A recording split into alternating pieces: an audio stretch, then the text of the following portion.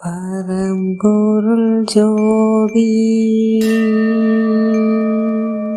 பரம்பொருள் ஜோதி பரம்பொருள் ஜோதி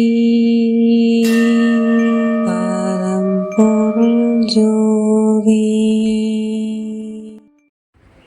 அம்மா வணக்கம்மா. என் பேர் அங்காள பரமேஸ்வரிங்கம்மா. நான் விழுப்புரத்துலேருந்து வருகின்றேன். உங்களை எனக்கு கடந்த 10 வருடமாக தெரியும். எனக்கு முதல்ல உடம்பு சரியில்லைன்னு சொல்லிட்டு தான் முதல்ல உங்ககிட்ட நான் வந்தேன். அதுக்கப்புறம் என் உடலெல்லாம் கொஞ்சம் கொஞ்சமாக சரியாயிருச்சு. உங்களுடைய பதிவுகள்லாம் தினமும் படிப்போம். நீங்கள் சொல்கிறபடியே திருக்குறள்லாம் எழுதி முடிச்சிருக்கேம்மா. உங்ககிட்ட சான்றிதழும் வாங்கியிருக்கேன். நான் அரசாங்க பணியாக வேலை செஞ்சிட்ருக்கேன். அம்மா நீங்கள் இப்போ கடந்த 5 ஆண்டுகளாக உணவு இல்லாத நிலையில் இருக்கிறீங்க.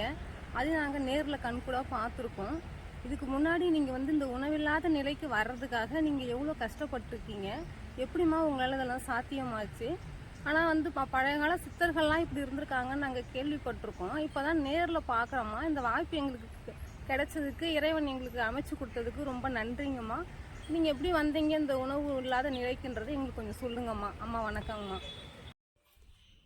இறைவன் மீது அன்புடையவருக்கு வணக்கம். எனது பெயர் சிங்கை மீனாட்சி. விழுப்புரத்திலிருந்து உரையாடுகின்றேன்.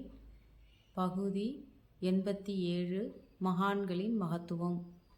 பரம்பொருள் ஜோதி பரம்பொருள் ஜோதி பரம்பொருள் ஜோதி பரம்பொருள் ஜோதி பரம்பொருள் ஜோதி பரம்பொருள் ஜோதி பரம்பொருள் ஜோதி பரம்பொருள் ஜோதி.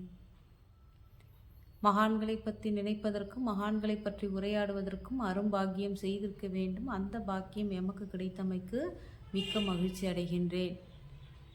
அதாவது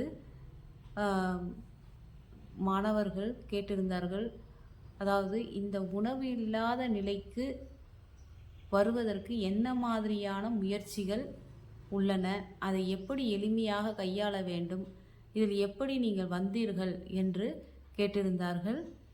அதாவது இந்த உணவில்லாத நிலைக்கு வரணும் அப்படின்னா அவ்வளவு எளிதான காரியம் அல்ல, உடனே நடக்கவும் முடியாது. காரணம், ஆரம்ப காலம் முதல் உயிர்கொலை உணவை தவிர்த்திருக்க வேண்டும்.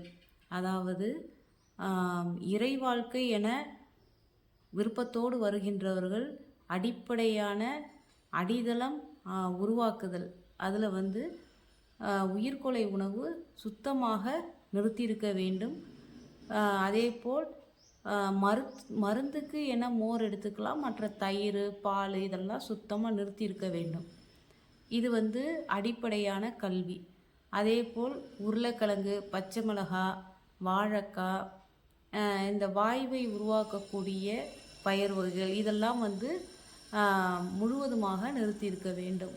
இதெல்லாம் அடித்தளம் உருவாக்குதலில் வரும். பச்சை தேங்காய் இதெல்லாம் நிறுத்தியிருக்க வேண்டும். அதுக்கப்புறம் நமக்கு சின்ன சின்ன நோய்கள்லேருந்து விடுபடுறதுக்கு எளிமையாக இருக்கும்.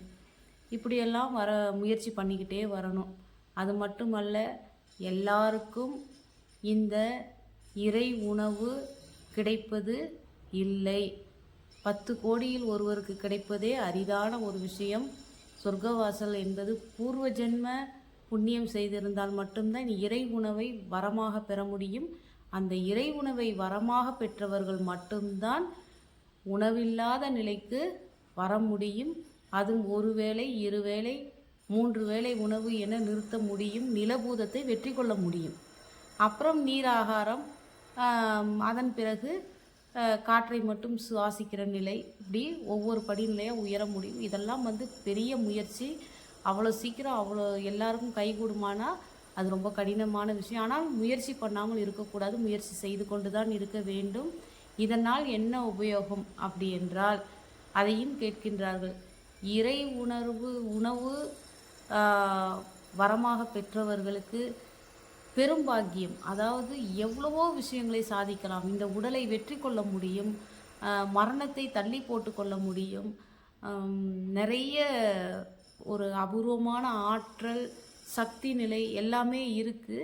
அதெல்லாம் அனுபவபூர்வமாக தான் பெற முடியுமோ ஒழிஞ்சு வீடியோ பார்த்தோ இல்லை மற்றவர்கள் பட்டினியாக இருக்கிறார்கள் என்பதெல்லாம் பார்த்தெல்லாம் இது உணவை நிறுத்த முடியாது, தவறான பாதையாகும். ஆகவே இதற்கு என வரம் பெற்றிருக்க வேண்டும், இறைவன் உத்தரவு தந்திருக்க வேண்டும், நல்ல ஆசிரியர் இருந்தால்தான் இதில் முயற்சி பெற முடியும். சொர்க்கவாசல் திறந்து இறை உணவை வரமாக பெற்றால்தான் உணவில்லாத நிலைக்கு வர முடியும். ஒழுக்கம் கடுமையானது. ஒழுக்கம்தான் உயிரை காக்கும், உடலையும் காக்கும் என்பதை அன்போடு தெரிவித்துக் கொள்கிறேன். நன்றி, வணக்கம்.